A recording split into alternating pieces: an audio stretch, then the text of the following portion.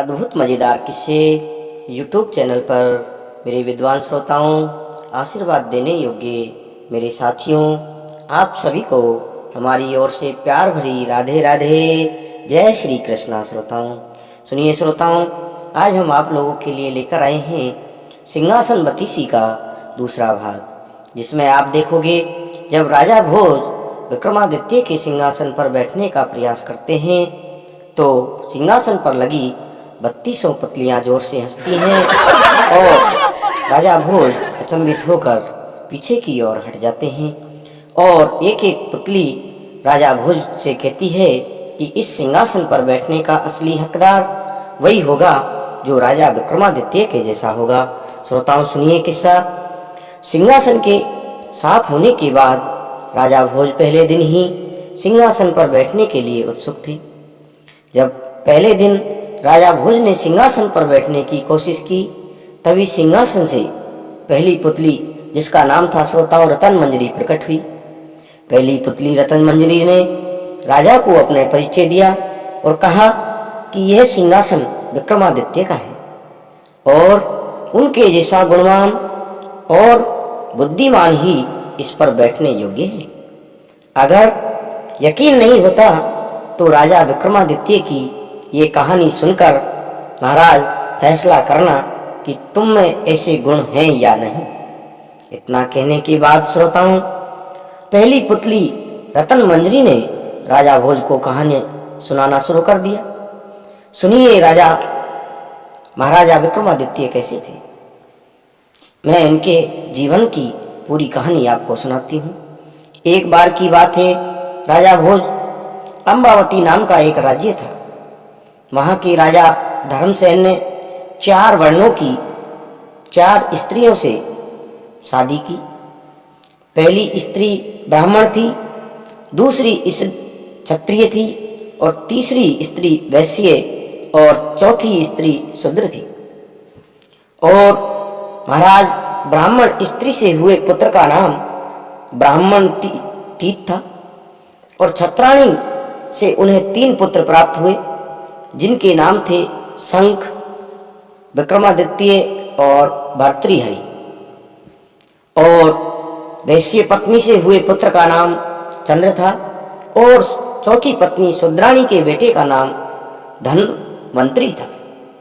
जब सभी लड़के बड़े हुए तो ब्राह्मणी के बेटे को राजा ने दीवान बना दिया, लेकिन वह अपनी जिम्मेदारी ठीक तरह से संभाल नहीं सका और वो राज्य छोड़कर चला गया। महाराज कुछ वक्त तक तो वो कई जगहों में भटका, फिर वह धारा नगरी नाम के राज्य में पहुंचा और वहां उसे एक अच्छा पद मिला। लेकिन एक दिन उसने वहां के राजा को मार दिया और खुद राजा बन गया। कुछ वक्त बाद उसने उज्जैन आने का फैसला किया, लेकिन महाराज उज्जैन पहुंचते ही उसकी मौत हो गई। श्रोताओं, राजा भोज कहानी सुनने लगे। उसके बाद छत्राणी के बड़े बेटे शंख को लगा कि उसके पिता विक्रम को राज्य का राजा बना सकते हैं।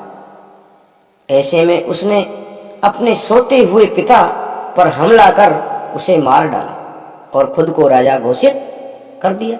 श्रोताओं, सभी भाइयों को शंख के षड्यंत्र का पता चल गया और सब इधर उधर निकल पड़े। शंख ने ज्योतिषियों का सहारा लिया और उन्हें अपने भाइयों के बारे में ज्योतिष विद्या के सहारे से पता लगाने को कहा। महाराज ज्योतिषियों ने बताया कि विक्रम को छोड़कर उनके सभी भाई जंगली जानवरों का शिकार बन गए हैं। सभी भाई मारे गए हैं। श्रोताओं, विक्रम अब बहुत ज्ञानी हो चुका था और आगे चलकर बहुत बड़ा सम्राट बनेगा।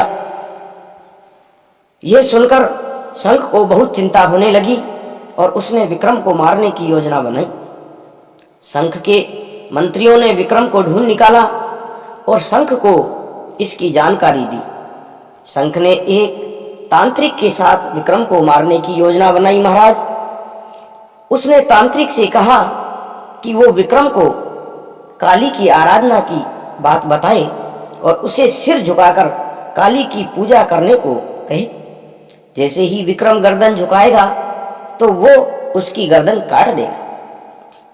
महाराज सुनिए, तांत्रिक विक्रम के पास गया और उसने शंख के कहे अनुसार विक्रम को काली की आराधना के लिए सिर झुकाने को कहा।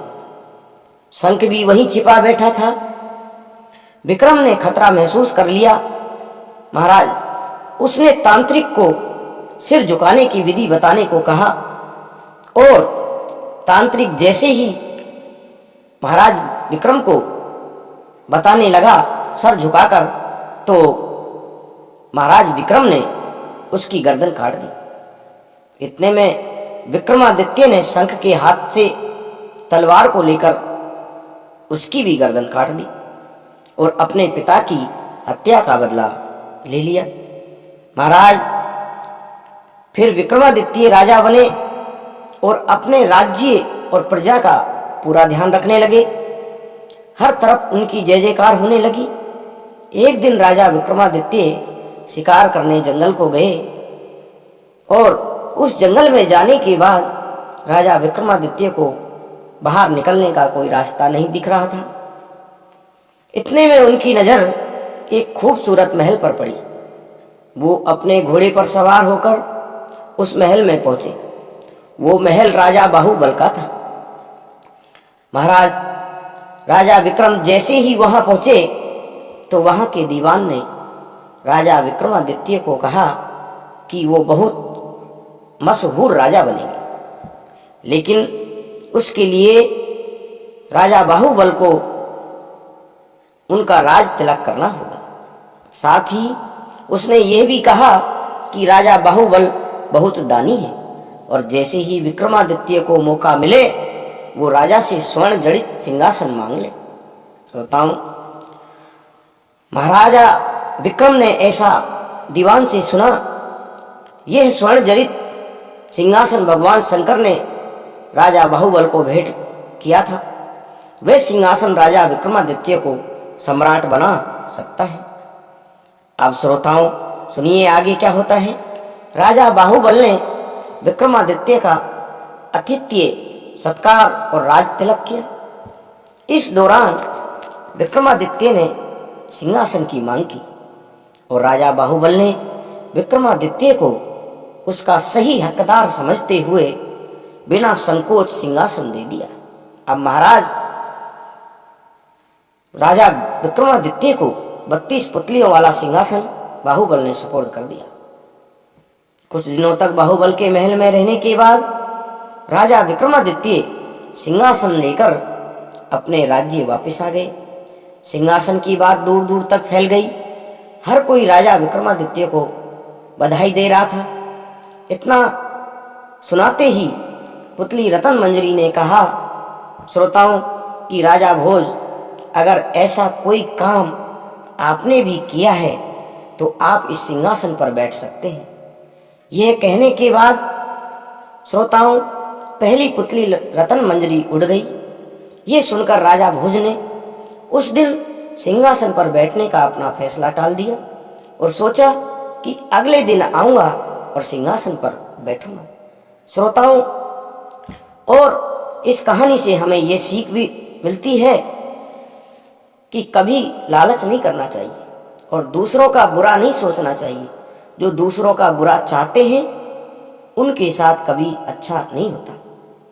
श्रोताओं, अगले भाग में आप देखोगे जब राजा भोज दूसरे दिन सिंहासन पर बैठने को होंगे तो चित्रलेखा नाम की पुतली राजा भोज को राजा विक्रमादित्य के बारे में किस्सा सुनाएगी और आपको भाग 2 में यह किस्सा कहानी का पता लगेगा कि जब राजा विक्रमादित्य को अपनी चरित्रहीन पत्नी के बारे में पता लगेगा तो वो अपना राजपाट छोड़कर चले जाएंगे और राजा विक्रम को 2 बेताल कैसे मिलेंगे ये सुनिए श्रोताओं अगले भाग में। और यदि आपको हमारी ये कहानी अच्छी लगी हो तो आपसे एक छोटी सी विनती है श्रोताओं, आप हमारे चैनल को सब्सक्राइब कर दें, लाइक करें, शेयर करें और नोटिफिकेशन के बटन को ऑन कर दें ताकि आने वाली हर वीडियो का नोटिफिकेशन